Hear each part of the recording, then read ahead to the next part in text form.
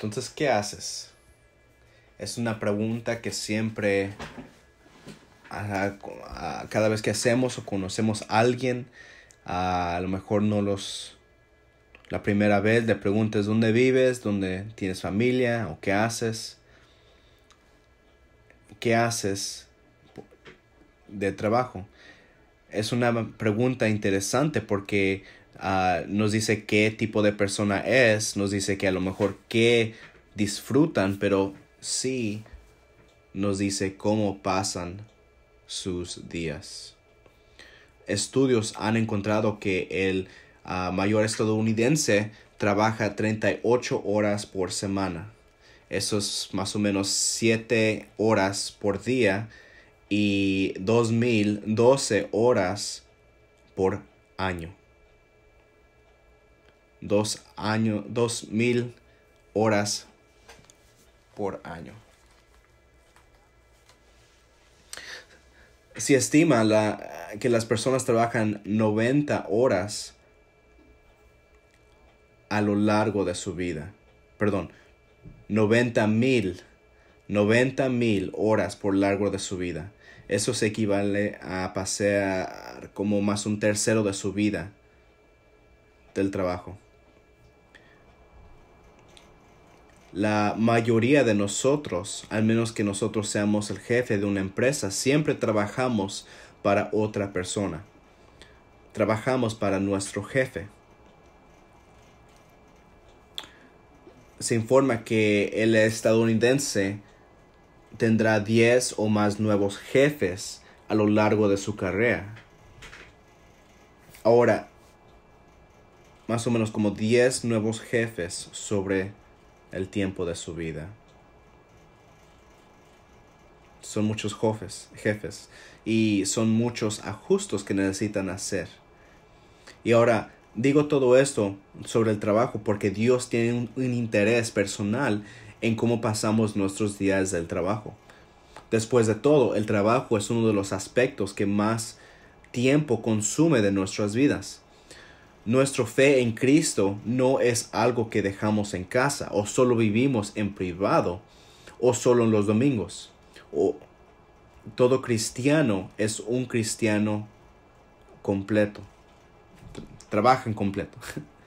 La palabra de Dios tiene implicaciones sobre cómo debemos vivir nuestras vidas.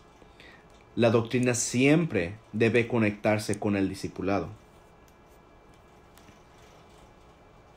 Entonces el pasaje que vamos a ver hoy en Tito 2 vamos a hablar sobre el cristiano en el lugar del trabajo. En esta parte Tito ha proporcionado mandamientos para ser dados a cada género en cada coyuntura de la situación de su situación de vida. Habla sobre los hombres ancianos y las mujeres mayores, mujeres más jóvenes y ahora los jóvenes también. Y ahora está hablando a Tito como pastor. Pablo ahora llega al último grupo que es de instruir a la vida piadosa de los esclavos. En Tito 2:9 dice, exhorta a los siervos que se sujeten a sus amos en todo, que sean complacientes, no contradeciendo, no defraudando, sino mostrando toda buena fe para que adornen la doctrina de Dios, nuestro Salvador, en todo respeto, porque la gracia que Dios ha manifestado.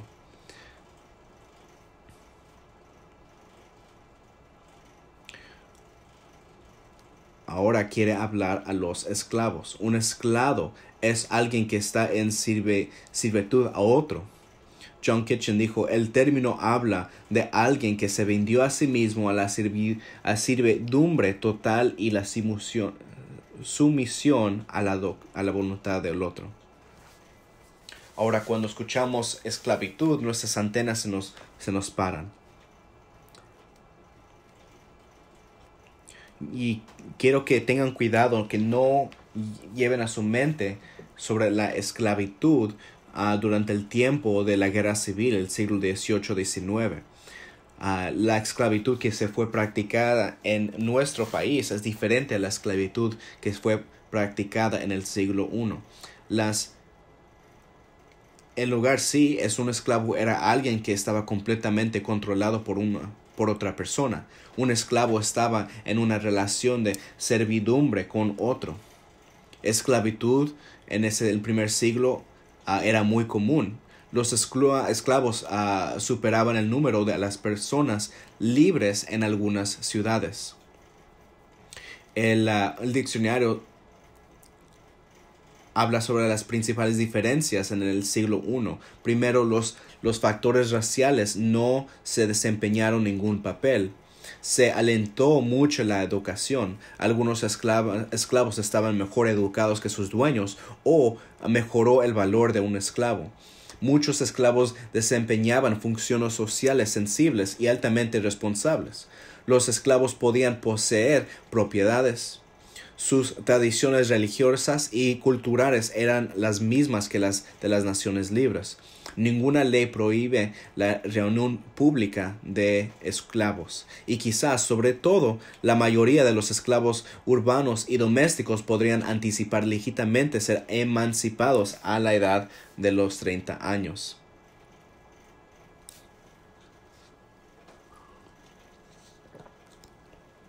En ese tiempo, la esclavitud podía ser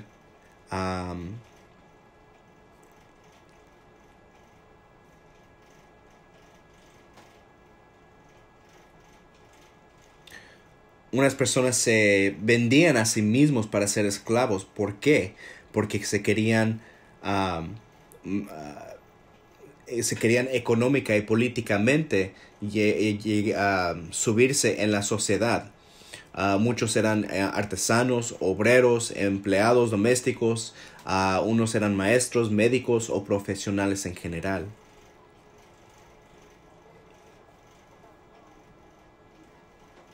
Ahora, en el mundo romano eran considerados como cosas, pero también eran tratados tan bien como seres humanos libres, y normalmente se les concedía la ciudadana romana cuando eran liberados, lo que se estudia regularmente. La calidad de la vida de un esclavo dependía del carácter o el estado del ánimo del propietario. Podrían ser crueles o compasivos. Ahora, en nuestro tiempo democrática, no es bueno que una persona, ningún escritor del Nuevo Testamento comenta sobre los orígenes de la esclavitud como una institución o busca de alguna manera justificar que los seres humanos posean a otros seres humanos. Pablo o otros escritores llaman a los creyentes a vivir la vida cristiana donde quiera que estén. Estamos agradecidos por las generaciones posteriores de cristianos como William, que cuando se enfrentó a los males y los abusos de la esclavitud, buscó y luchó con rectitud para poner al fin el comercio de esclavos y a los humanos que se poseen a humanos. Ahora, otra vez lo que Pablo está hablando, no está hablando sobre la esclavitud de los siglos XVI y XVIII. Y esa es la conexión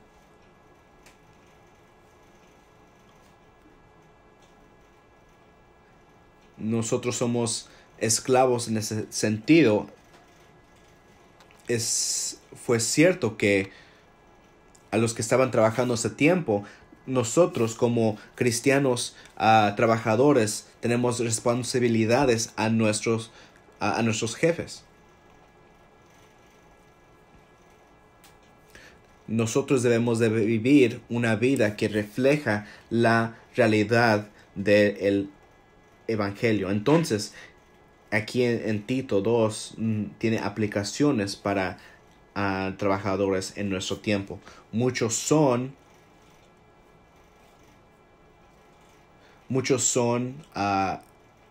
que trabajo.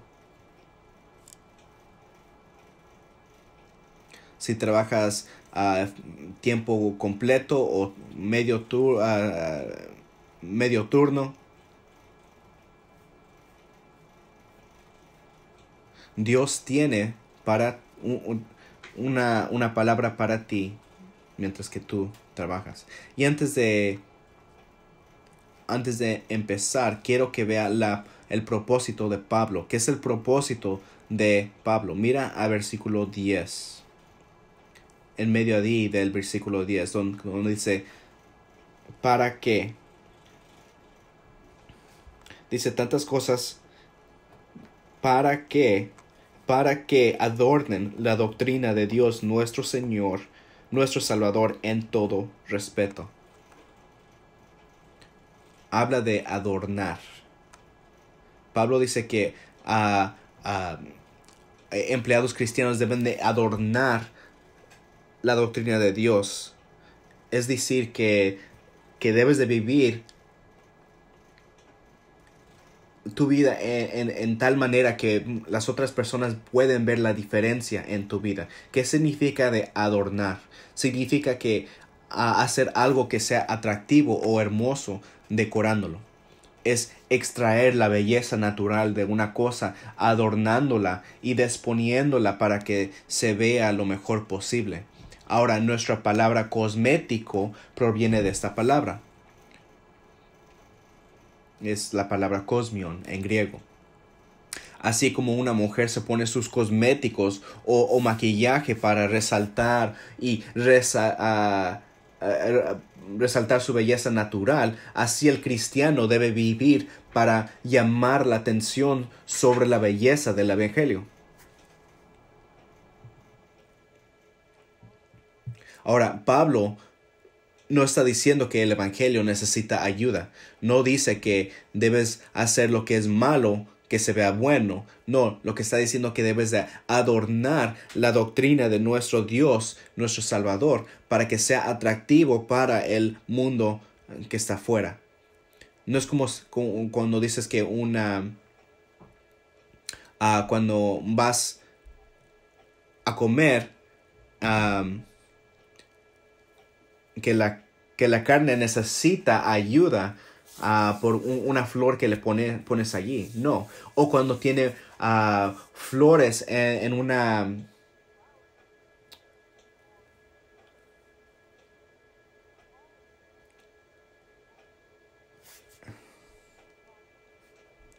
Lo que está diciendo aquí es que necesitas adornar la doctrina de Dios.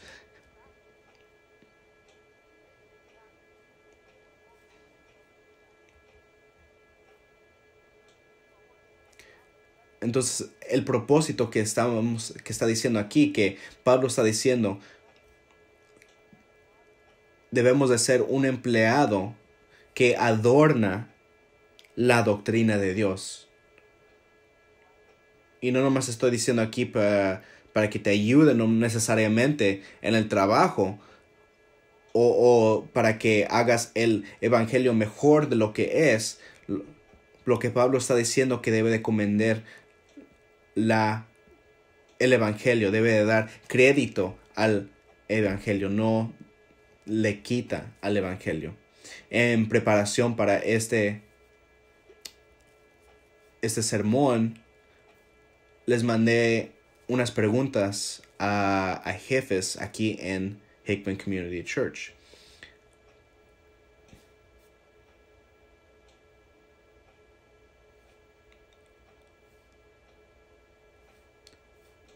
¿Qué se ve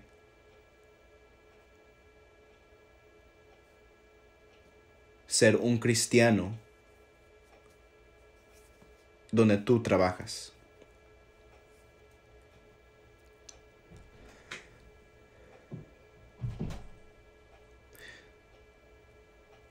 Si adornas el evangelio, vas a ayudarte a ti mismo,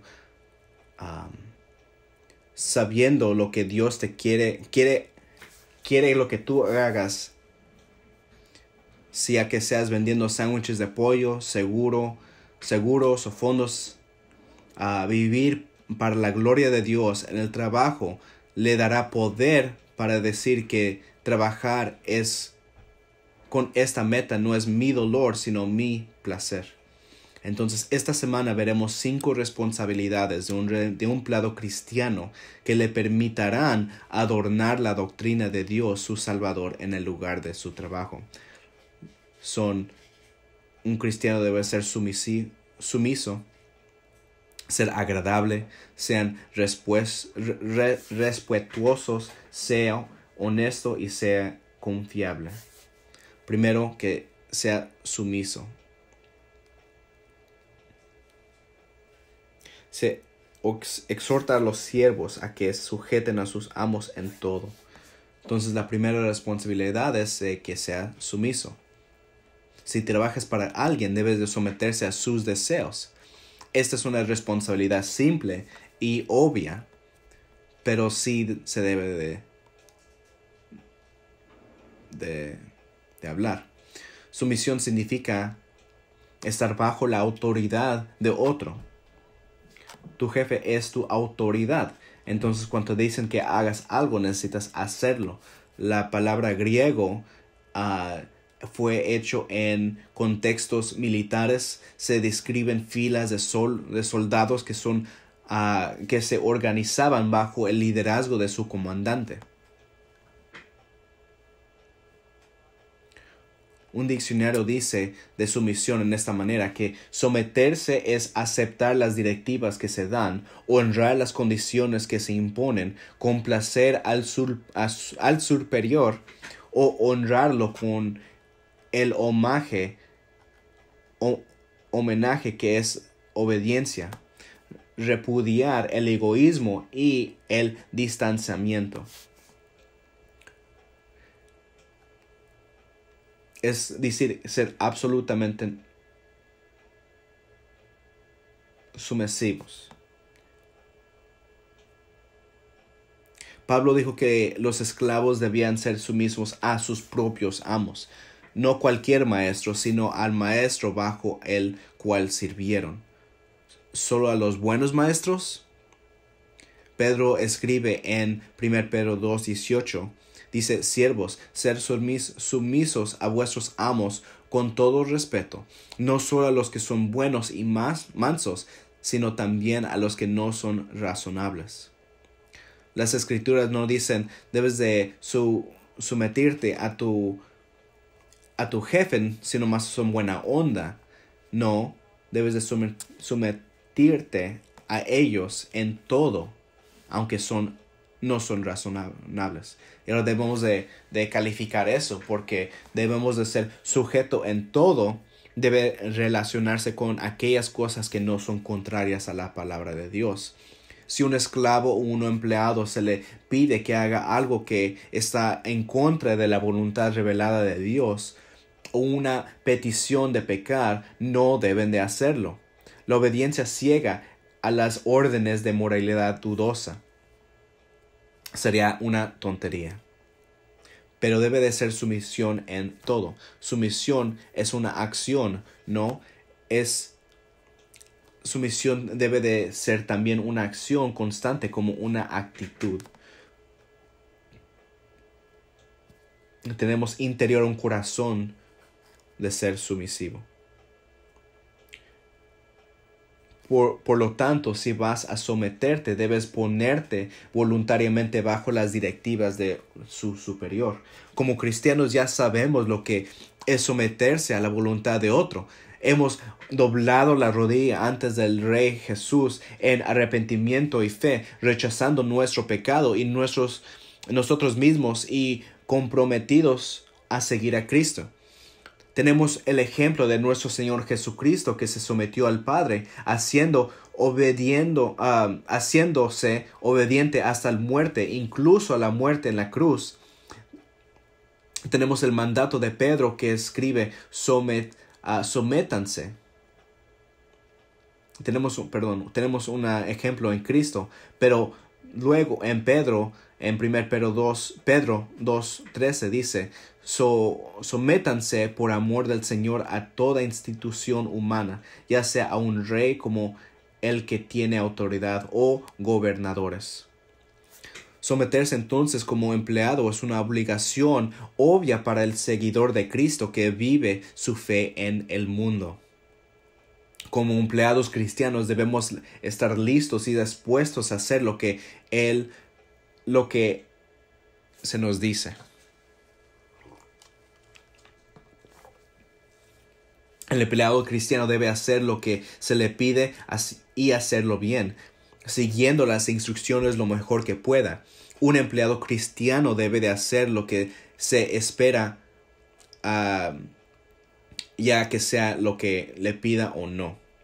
Los esclavos en los días de Tito pueden no haber elegido a su amo, pero todavía tenemos que tomar la decisión. ¿Se someterían a ellos o no?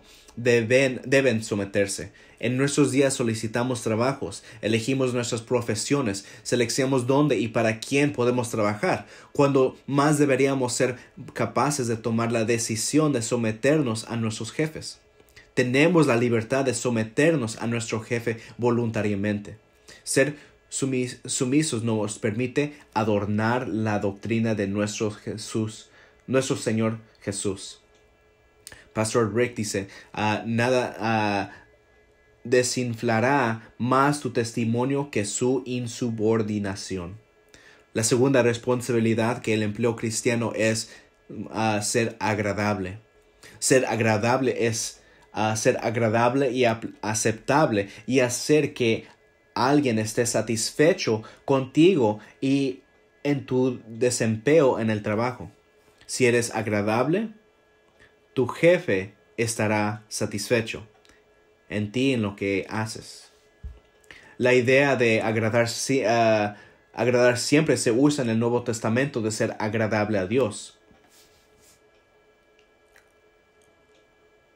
Ser agradable a Dios. Romanos 12:2 dice, no seremos conformados a este mundo, sino transformados por la renovación de nuestra mente, para que prueben cuál es la voluntad de Dios, lo que es bueno, aceptado y perfecto. En 2 Corintios 5:9, Pablo dice, por tanto, también tenemos como ambición, ya que en casa o ausentes, agradable a Él.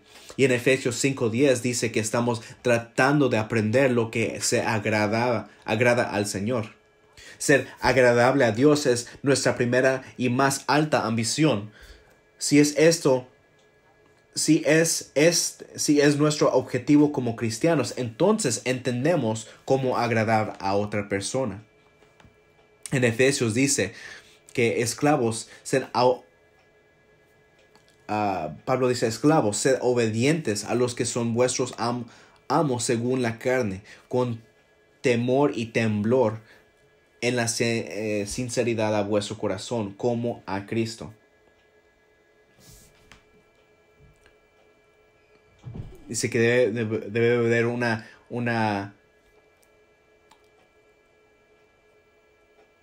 nosotros queremos agradar a nuestro Señor Jesucristo, ¿verdad? Y si el Señor, que es nuestro mayor, el jefe,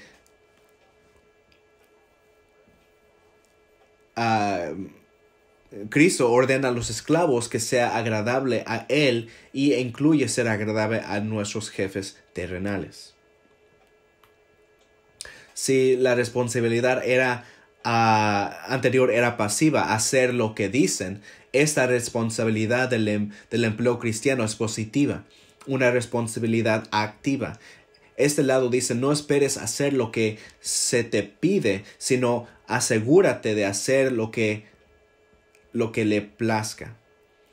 Esfuérzate lo mejor que puedas por hacer cosas que sean agradables para tu maestro. Dale satisfacción y hazlo feliz. Pregunté a varios jefes aquí en esta iglesia y les hice preguntas basadas en este texto y en los empleados que han tenido. Nos dijeron, las respuestas fueron, la mayoría de las veces nos vemos obligados a conformarnos con personas que pueden llegar a tiempo y no causar demasiados problemas con sus compañeros en el trabajo. Otro dijo, tratar de hacer lo mejor cantidad posible en la manera más lenta posible está empezando a ser una posición predeterminada para muchos empleados. Entonces, ¿cuáles son las cosas que alegrarán a su jefe por el día que te contrató? ¿Cuáles son algunas cosas que harían a su negocio o a cambiar con usted sea más agradable? ¿Qué es lo que le hará a alegrarse cuando estás programado para trabajar cuando él está allí? ¿Qué hace feliz a un jefe? Aquí hay unas ideas. Primeramente, llegar a tiempo. ¿Eso va a ser un jefe feliz? ¿Qué tal vestirse apropiadamente? No vestirse como un vago. ¿Qué tal baja la música o saca los AirPods de tus oídos? O a lo mejor no va a estar en tu teléfono. A lo mejor es cuando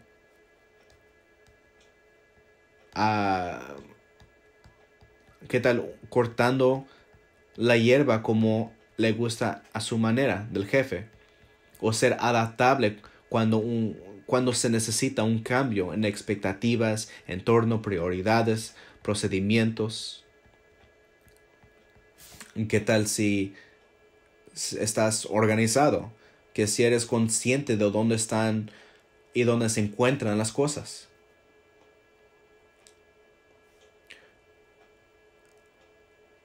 Va a ser el jefe feliz si recuerdas o tienes un calendario de eventos para no perderse reuniones.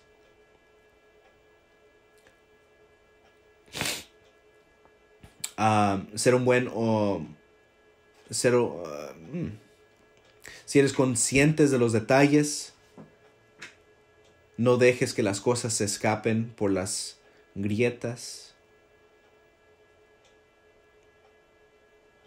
Y si realmente trabajas, si realmente trabajas, vas a ser tu jefe feliz.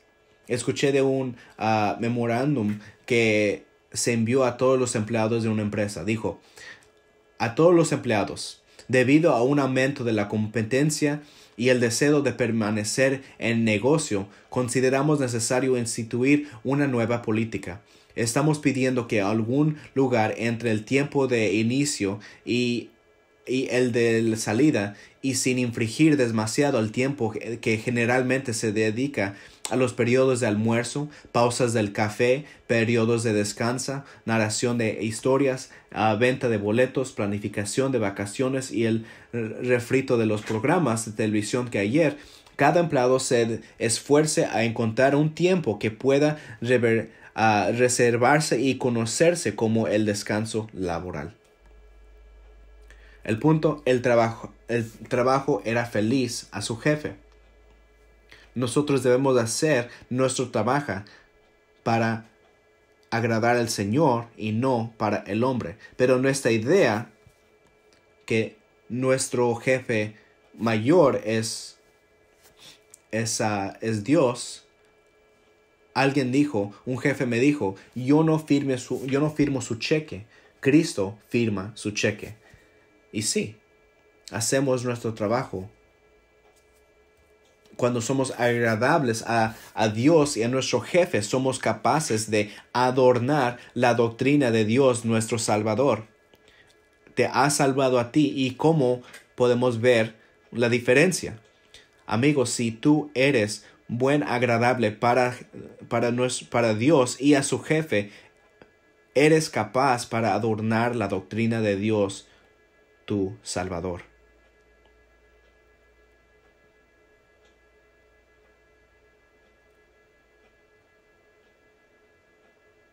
Yo sé que para unos tienes un trabajo que no te gusta y piensas, sí, ¿sabes qué? Si yo puedo hacer algo que es más espiritual, voy a ser más espiritual. ¿Han pensado eso? Si yo puedo ser un pastor o si puedo trabajar en la iglesia, un misionario, a mí me gustaría más hacer eso. Déjame decir esto, amigos. 1 Corintios 10:31 dice así, aunque comes o tomas, hazlo todo para la gloria de Dios. Y nunca pienses que aunque porque no estás trabajando en la iglesia o una misión, que no estás sirviendo al Señor y que no estás haciendo una diferencia para Cristo. En realidad, tú estás en una misión. No tienes otra gran oportunidad de ser un misionero. Y eso es en el trabajo, donde estás empleado. Entonces, lo que quiero hacer es parar allí. Y porque quiero pensar sobre esto más en la semana que viene. Pero quiero que entiendan, mientras que trabajas tú, vayas al trabajo, que tienes la oportunidad mayor de ministrar a los que donde trabajas, para que ellos puedan decir, ese es un cristiano, porque tú estás adornando la doctrina de Dios.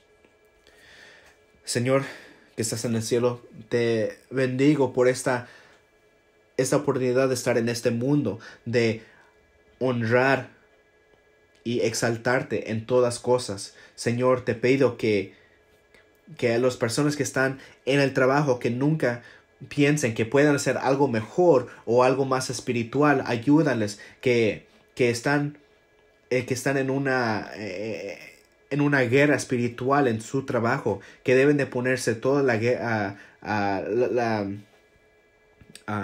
las cosas de Dios, para que ellos puedan impactar donde ellos trabajan, y que puedan entender que como pastor no puedo. Yo pido que tú seas honrado por ellos y que entiendan el privilegio que tienen en el Jesucristo. Amén.